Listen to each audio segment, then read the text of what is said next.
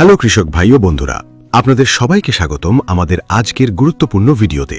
জমিতে বালিনাশক বা কীটনাশক ব্যবহার করার সময় আমরা প্রায়ই কিছু কমন প্রশ্নের মুখোমুখি হই, যেমন কোন কীটনাশকের সাথে কোন কীটনাশক মেশানো যাবে, কীটনাশক ও ছত্রাকনাশক একসাথে ব্যবহার করা যাবে কি, পিজিআর বা হরমোন কি অন্য ওষুধের সাথে মেশানো নিরাপদ। এই প্রশ্নগুলোর সঠিক উত্তর না জানার কারণে অনেক সময় ওষুধ কাজ করে না, ফসল ক্ষতিগ্রস্ত হয়, টাকা নষ্ট হয়। তাই আজকের ভিডিওতে আমরা বিস্তারিতভাবে জানব সঠিক মিশ্রণের নিয়ম, কোনগুলো একসাথে মেশানো যাবে না, কিভাবে নিজেরাই টেস্ট করবেন। ভিডিওটি শেষ পর্যন্ত দেখুন, কারণ আজকের তথ্য আপনার চাষাবাদে বড় পরিবর্তন আনতে পারে।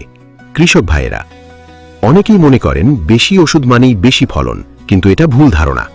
যদি আপনি ভুলভাবে কীটনাশক মেশান, তাহলে রাসায়নিক বিক্রিয়া হয়ে কার্যকারিতা নষ্ট হয়ে যায়, গাছ পুড়ে যেতে পারে, ফলন কমে যায়, মাটির ক্ষতি হয়। তাই সঠিক জ্ঞান ছাড়া মিশ্রণ করা মানে নিজের ক্ষতি ডেকে আনা। সবচেয়ে গুরুত্বপূর্ণ নিয়ম, প্রথমে পণ্যের লেবেল পড়ুন। প্রতিটি বোতলে লেখা থাকে কিভাবে ব্যবহার করবেন, কোনটার সাথে মেশানো যাবে না, ডোজ কত হবে। যদি স্পষ্টভাবে লেখা থাকে ডু নট মিক্স, তাহলে কখনোই মেশাবেন না। এটা অনেক কৃষকই অবহেলা করেন, কিন্তু এটাই সবচেয়ে গুরুত্বপূর্ণ ধাপ। অনেকেই এই ভুলটা করেন। ইসি এবং এসসি মিশ্রণ, এই দুই ধরনের কীটনাশক সাধারণত একসাথে মেশানো উচিত না। ওয়াই? কারণ এদের রাসায়নিক গঠন আলাদা, মেশালে আলাদা হয়ে যায়, কার্যকারিতা কমে যায়। তাই বোতলে ইসি বা এসসি লেখা ভালোভাবে দেখে নিন। বোরন, জিঙ্ক, আয়রন এগুলো গাছের জন্য খুব দরকারি, কিন্তু গুরুত্বপূর্ণ বিষয় হল এগুলো আলাদাভাবে স্প্রে করবেন।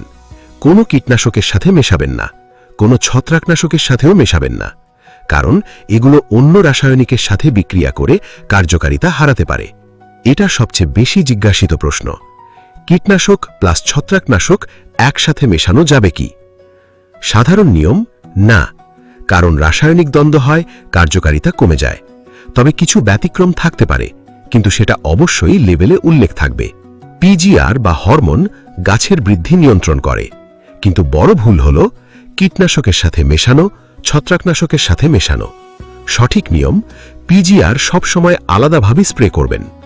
যদি কোনো ছত্রাকনাশকে কপার থাকে, ওয়ার্নিং, কখনোই অন্য কিছুর সাথে মেশাবেন না, কারণ খুব দ্রুত রাসায়নিক বিক্রিয়া করে গাছের ক্ষতি করতে পারে।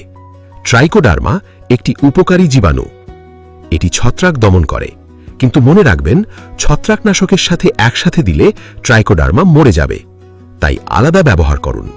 প্রি এমার্জেন্স হার্বিসাইড বা আগাছা জন্মানোর আগে, পোস্ট এমার্জেন্স হার্বিসাইড বা আগাছা জন্মানোর পরে, এই দুটো কখনো একসাথে ব্যবহার করবেন না। এছাড়া ধানের জমিতে সারের সাথে কীটনাশক মিশিয়ে ব্যবহার করবেন না, পানিতে মিশিয়ে স্প্রে করলে বেশি কার্যকর। দানাদার আগাছানাশক সারের সাথে মেশানো যায়, কিন্তু মিশিয়ে রেখে দেবেন না, সাথে সাথে ছিটিয়ে দিন। সয়েল অ্যাপ্লিকেশন, ফোলিয়ার স্প্রে, এই দুই ধরনের ওষুধ কখনো একসাথে মেশাবেন না। এখন আসি সবচেয়ে গুরুত্বপূর্ণ অংশে, মিশ্রণ টেস্ট করার নিয়ম। ধাপে ধাপে একটি বোতলে সামান্য পানি নিন, ওষুধগুলো অল্প অল্প করে দিন, ভালোভাবে ঝাঁকান। তারপর লক্ষ্য করুন গরম হচ্ছে কিনা, ফেনা হচ্ছে কিনা, স্তরে ভাগ হচ্ছে কিনা, নিচে জমা হচ্ছে কিনা। 10-15 মিনিট অপেক্ষা করুন। যদি এসব লক্ষণ দেখেন, মেশাবেন না। যদি না দেখেন, তাহলে মেশাতে পারেন। কৃষক ভাইয়েরা, আজকের ভিডিওতে আমরা জানলাম কীটনাশক মেশানোর সঠিক নিয়ম, কোনগুলো মেশানো যাবে না, কিভাবে নিজেরাই পরীক্ষা করবেন। এই নিয়মগুলো মেনে চললে আপনার ফসল হবে নিরাপদ, উৎপাদন হবে বেশি। ভিডিওটি ভালো লাগলে লাইক দিন, কমেন্ট করে জানান, বন্ধুদের সাথে শেয়ার করুন। আর কৃষি বিষয়ক এমন গুরুত্বপূর্ণ ভিডিও পেতে চ্যানেলটি সাবস্ক্রাইব করুন। ধন্যবাদ সবাইকে।